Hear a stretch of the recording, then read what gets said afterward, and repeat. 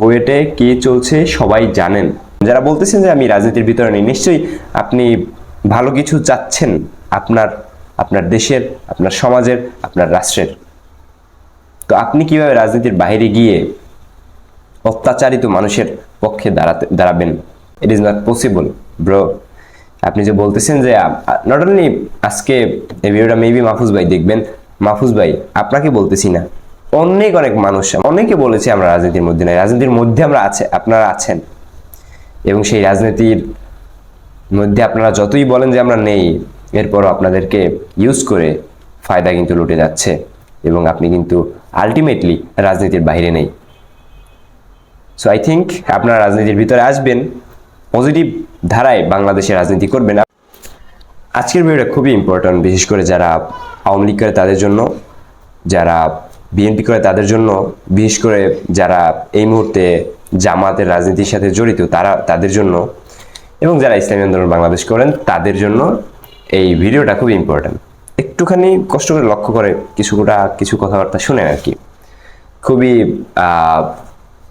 Deeply কিছু research যেইগুলো আমার ভেতরে ঘটতেছে সেইগুলো আপনাদের সামনে আলোচনা করব। নিশ্চয়ই সেইগুলো থেকে ভালো কিছু ধারণা আপনারা পেতে পারেন। সো বর্তমান সময়ে আওয়ামী লীগের ভোট, গত নির্বাচনে আমরা দেখেছি যে ভোট কিন্তু ফেয়ারলি 2-3% মতো পড়েছে, যেগুলো যারা আওয়ামী লীগ করেছে, যারা আওয়ামী লীগ করতো তারাই দিয়েছে ওই ভোটটা। কিন্তু 2-3% কি একটা সরকার কি হয়ে যায় কিনা?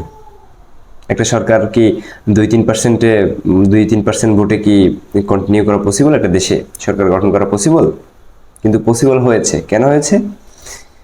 আপনার আমার জন্য হয়েছে।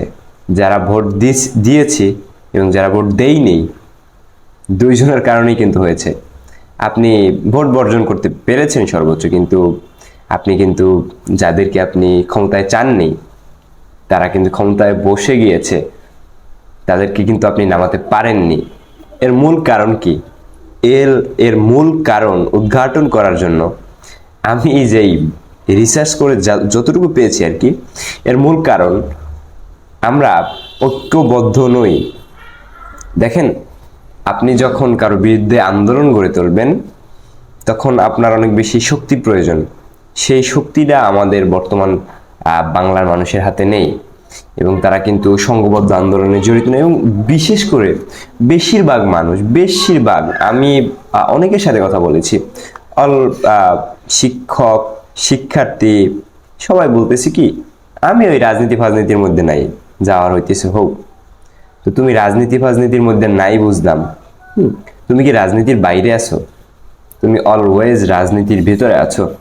তুমি আমাকে জবাব দাও যে তুমি যে ভোটটা দিলা না, তোমার ভোটটা কোথায় গিয়ে পড়তেছে? তুমি কি এটা বুঝতেছো? নিশ্চয়ই তোমার ভোটটা দেখানো হইতেছে যে সে ভোট দিয়েছে, জায়গা মতো দিয়েছে। তুমি রাজনীতির বাহিরে গেলা কিভাবে? তোমার শিক্ষা প্রতিষ্ঠান থেকে তোমার নামে যেই টাকা আনা হয় সেই টাকা কি তুমি পাও? তুমি রাজনীতির বাইরে কেমনে গেলা? তোমার নামে, তোমাকে চা খাওয়ানোর নামে, তোমাকে সিঙ্গারা খাওয়ানোর নামে বিভিন্ন দল থেকে যে টাকাগুলো আনা হয় সেই টাকাগুলো কি তুমি পাও? তাহলে তুমি রাজনীতির বাইরে কেমনে গেলা? রাজনীতির মধ্যে আমরা সবাই, এবং আমাদেরকে ব্যবহার করে অনেক মানুষ তারা ফায়দা লুটছে। এবং আই থিঙ্ক বাংলাদেশের প্রত্যেকটা মানুষের রাজনীতির ভেতরে আসা উচিত, সক্রিয় রাজনীতি করা উচিত। এর মূল কারণ হচ্ছে আমরা কিন্তু রাজনীতির বাইরে নেই।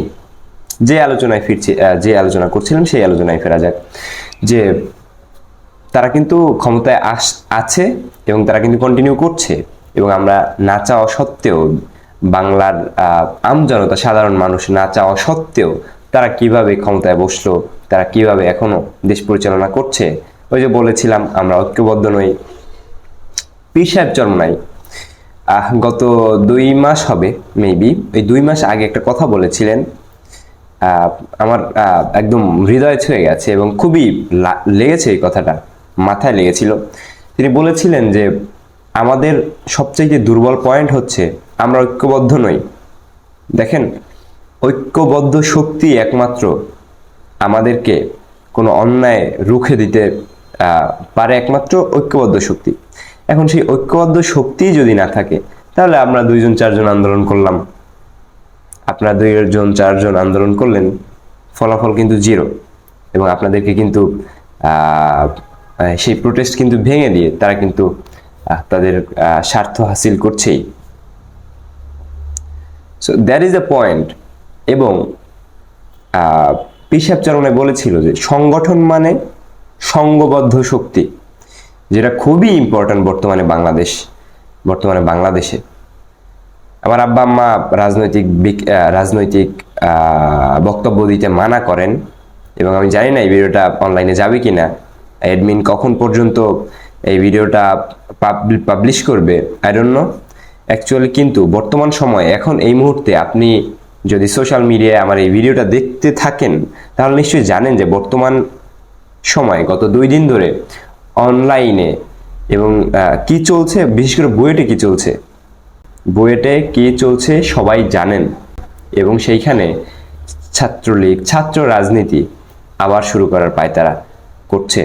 যারা আমরা ছাত্র রাজনীতি করে আমাদের সেই দেশের বিশাল শিক্ষা প্রতিষ্ঠান কি পেয়েছে, আমরা আবরার ফাহাদকে হারিয়েছি। আমরা সামনের দিকে আরো বড় বড় বিশেষ ব্যক্তিবর্গ, বিশেষ করে যারা দেশের সম্পদ হিসেবে রূপান্তরিত হতে যাচ্ছে কিংবা হয়েছে, তাদেরকে আমরা হারাতে যাচ্ছি। So that is very important. আর যারা বলেছিলেন বিশেষ করে যে আমরা রাজনীতির বাইরে এবং আমরা রাজনীতি সম্পর্কে কিছু আমাদের ধারণা থাকলেও আমরা অলওয়েজ বাইরে, আসলে আপনারা রাজনীতির বাইরে নেই, আপনারা রাজনীতির গণ্ডির ভেতরেই, এবং আপনাদেরকে ইউজ করে স্বার্থ হাসিল করছে, ফায়দা লুটছে কিন্তু আপনাদেরই পরিচিত বড় ভাই, আপনাদেরই দেশের কেউ, আপনাদেরই সমাজ ব্যবস্থাপক, আপনাদেরই রাষ্ট্রনায়ক, কিংবা আপনাদেরই যে সমাজ যারা পরিচালনা করছেন তারা। সো আই থিঙ্ক যারা বলতেছেন যে আমি কোনো রাজনীতির ভিতরে নেই, তারা প্রত্যেকে রাজনীতির ভিতরে আসবেন, এবং যাদের যে সংগঠন ভালো লাগে করেন।